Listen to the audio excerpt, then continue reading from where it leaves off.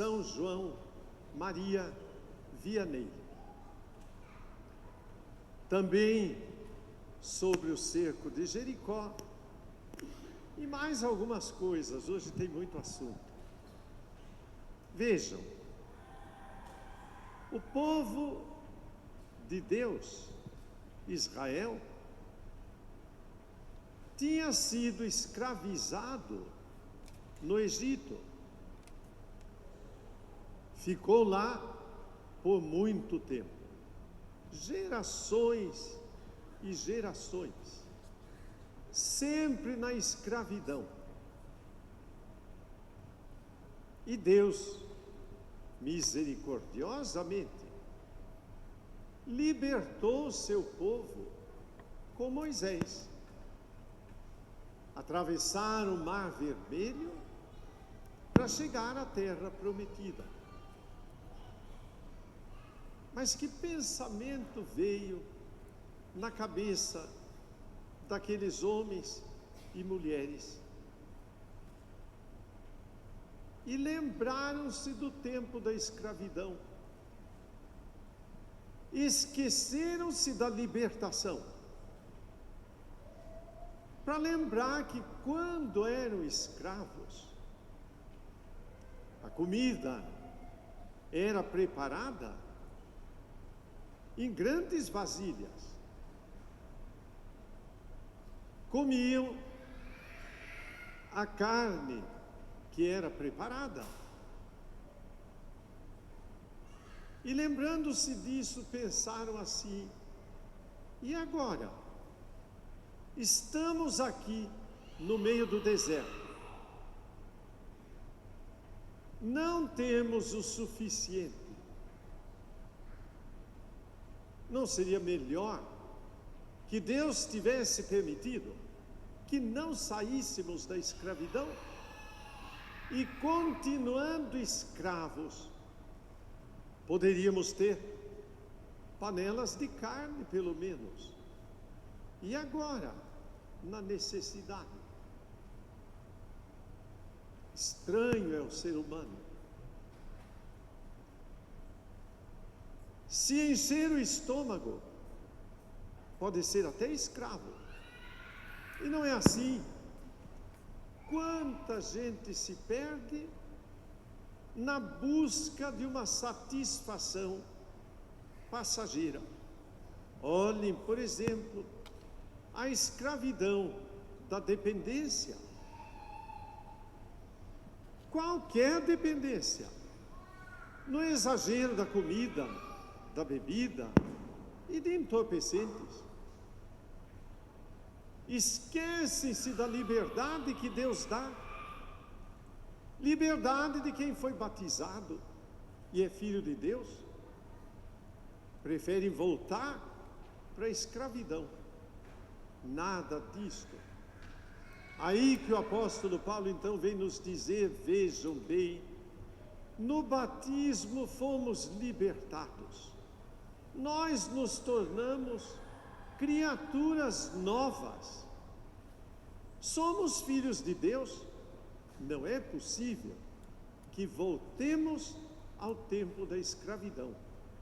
Libertação é o que o Senhor nos deu. E no Evangelho, Jesus denuncia aquela gente que correu procurá-lo. Foi para outro lugar, foram atrás. Então Jesus diz: olhe, que vocês estão me procurando, porque comeram pão e foram saciados. Mas não é só de pão que vive o homem. A satisfação material não dura muito tempo. Melhor fazer aquilo que é obra de Deus. E a obra de Deus é esta: que creiais. É na vivência da fé que nos tornamos criaturas novas. Então vivamos a fé para superar a dependência destas coisas e colocar o nosso coração lá diante de Deus, que nos ama. O testemunho é próprio do dia. São João Maria Vianney entrou no seminário com 17 anos, porém era analfabeto. Teve que aprender a ler e a escrever, para depois fazer a sua preparação. Então, desanimados, mandaram ele de volta para casa. Como vai aprender?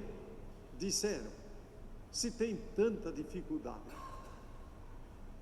Acharam outro lugar para ele estudar, porém não deu conta. Foi mandado de volta outra vez. Até que o padre da sua paróquia disse ao bispo: manda ele para minha casa e eu vou ensiná-lo de modo particular. Com muito sacrifício, ele conseguiu aprender alguma coisa. E lá, pelos 30 anos, o padre disse o que eu podia ensinar, eu ensinei. Mais do que isso ele não consegue. Porém eu digo, há neste rapaz alguma coisa de tão sábio e profundo que vale a pena que ele se torne sacerdote. E assim confiaram, e ele foi ordenado. Depois de um bom tempo, foi enviado para uma cidadezinha, lá perdida, no meio da França, chamada Ars. Então ele se tornou o cura de Ars, pároco. Ars era menor do que Anhumas. Tinha 270 pessoas, só, na beira da estrada. E ele começou um trabalho de ensinamento, de chamado ao povo, indicando o caminho de Deus e a conversão. No confessionário, atendia as pessoas. Pouco a pouco, muita gente se aproximou. Tanto que uns 5 anos depois, ele passava das 7 horas da manhã até as 7 horas da noite no confessionário, e a fila não acabava. Tal a sua fama de ser um homem sábio e que orientava bem. Crescia a sua santidade, crescia também a devoção do povo. Viveu até mais ou menos 75 anos. No seu velório, tinha 80.000 pessoas, para ver como a santidade que ele vivia se espalhou. O que ele encontrou? O pão da vida. Como diz a palavra de Deus hoje, não pôs a sua satisfação nas coisas do mundo. Quis em Deus completar a sua vida. Que o testemunho do cura d'Ars nos ajude. O Papa João Paulo II decretou que São João Maria Vianney é o padroeiro de todos os padres. Então rezemos por ele a Deus. Terminada a celebração, iniciaremos a primeira hora do cerco de Jericó. Bom lembrar a história do cerco de Jericó. Na Polônia, quando o Papa João Paulo II foi eleito, 1978, o povo polonês, que vivia oprimido pelo comunismo, tinha uma aspiração, eram fiéis. Que bom se o filho desta terra, que é o primeiro da igreja agora, viesse e visitasse o nosso povo. Seria uma redenção. Pois bem, pediram, mas o governo não aceitou. Pediram de novo, não aceitou de novo. Até que alguém teve a seguinte feliz ideia. Lendo o livro de Josué, percebeu que os israelitas chegaram em Jericó e a cidade era fortificada. Como vamos derrubar muralha tão forte e tão alta e dominar a terra que Deus nos deu?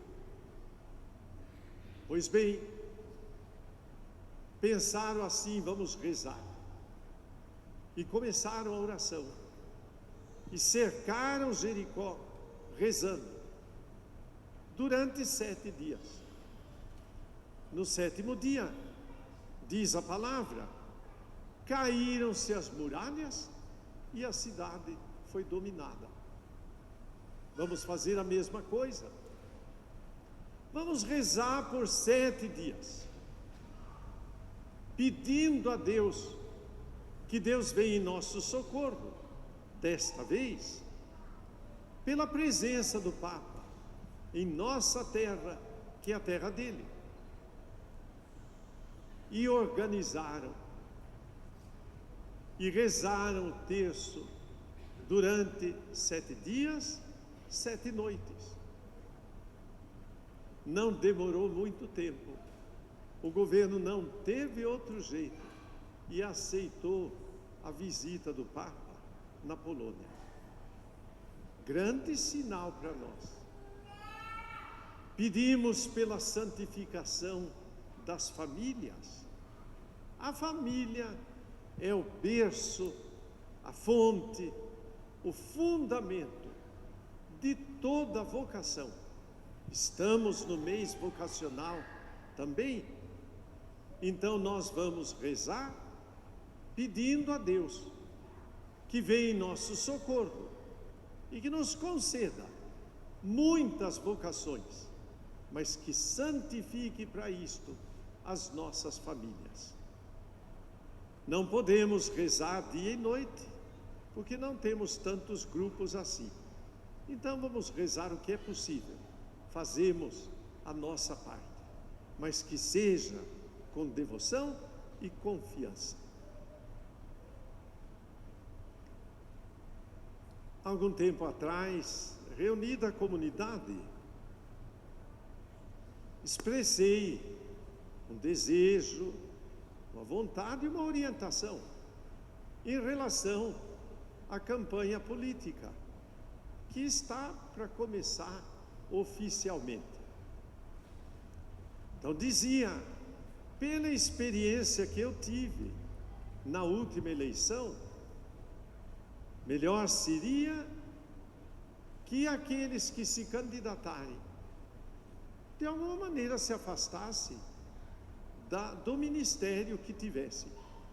Porém, a CNBB emitiu uma orientação nova e nós confiamos na orientação dos bispos, e Dom Benedito mandou orientação para nós: de forma nenhuma, todos aqueles que são candidatos devem continuar no seu ministério, são leigos e que se dedicam à política.